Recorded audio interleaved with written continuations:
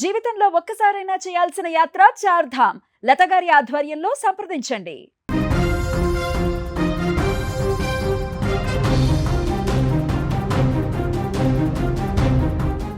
IIT విద్యార్థిని దారుణ అత్యాచారం ఆపై హత్యతో దేశ రాజధాని ఢిల్లీ ఉలికిపడింది.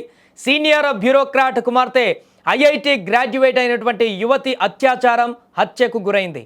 ఆగ్నేయ ఢిల్లీలోని ఈస్ట్ ఆఫ్ కైలాష్ ప్రాంతంలోని ఆమె నివాసంలో ఈ విషాదం చోటు చేసుకుంది. అఘాయిత్యానికి పాల్పడిన అనంతరం నిందితుడు ఫోన్ ఛార్జర్ కేబుల్తో బాధితురాలి గొంతు నులిమి హత్య చేసినట్టుగా పోలీసులు నిర్ధారించారు. అయితే ఈ ఘటన జరిగిన సమయంలో యువతి ఇంట్లో ఒంటరిగా ఉన్నట్లు తెలుస్తుంది. కుటుంబ సభ్యులు ఇంటికి తిరిగి వచ్చి చూసేసరికి ఆమె అనుమానాస్పద స్థితిలో పడి ఉండడంతో వెంటనే పోలీసులకు సమాచారం అందించారు. ఇంట్లోకి ఎవరు బలవంతంగా ప్రవేశించిన ఆనవాళ్లు లేకపోవడంతో తెలిసిన వ్యక్తే ఈ ఘాతుకానికి పాల్పడి ఉంటాడని పోలీసులు అనుమానించారు. ఇక అదే కోణంలో దర్యాప్తు చేపట్టిన పోలీసులు సీసీటీవీ ఫుటేజ్ ఆధారంగా కేసులో కీలక ఆధారాలు సేకరించారు. నెల క్రితం పనిలో నుంచి తీసేసిన రాహుల్ను నిందితుడిగా గుర్తించారు. ఉదయం 6:28 అతడు ఆ ఇంట్లో నుంచి బయటకు వెళుతున్న ఫుటేజ్లో రికార్డ్ అయ్యింది. ద్వారకా ప్రాంతంలోని ఒక హోటల్లో దాక్కున్న అతన్ని పోలీసులు అరెస్టు చేశారు. ఇకపోతే నిందితుడు రాహుల్ ఆన్లైన్ గేమ్లకు బానిసై చుట్టుపక్కల ఉన్న వారి వద్ద అప్పు చేసి తిరిగి చెల్లించకపోవడంతోనే అతన్ని పనిలో నుంచి తీసేశారని joint commissioner of police Vijay Kumar తెలిపారు.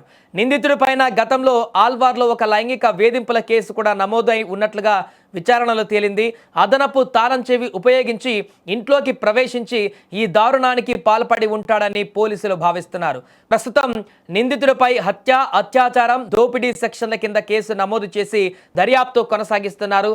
మృతురాలు డిపిఎస్ ఆర్కేపురంలో పాఠశాల విద్య, ఐఐటి ఢిల్లీలో గ్రాడ్యుయేషన్ పూర్తి చేసి సివిల్ సర్వీసెస్ పరీక్షలకు సిద్ధమవుతుంది.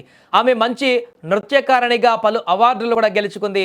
బాధితురాలి పెద్దన్నయ్య ఓ ఎంఎన్సి కంపెనీలో సీనియర్ పొజిషన్లో పనిచేస్తుండగా ఆమె తల్లి వైద్యురాలు. ఎంతో భవిష్యత్తు ఉన్న విద్యార్థినికి ఇలా ఓ కీచకుడి చేతిలో బలి కావడం ఇప్పుడు అందరినీ కలిచివేస్తుంది.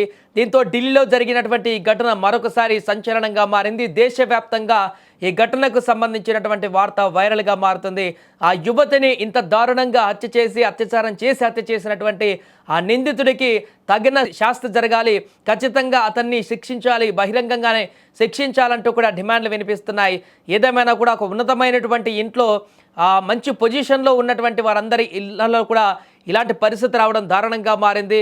వాళ్ళ ఇంట్లో అందరూ కూడా ఉన్నతమైనటువంటి ఉద్యోగాలలో పొజిషన్లో ఉన్నారు.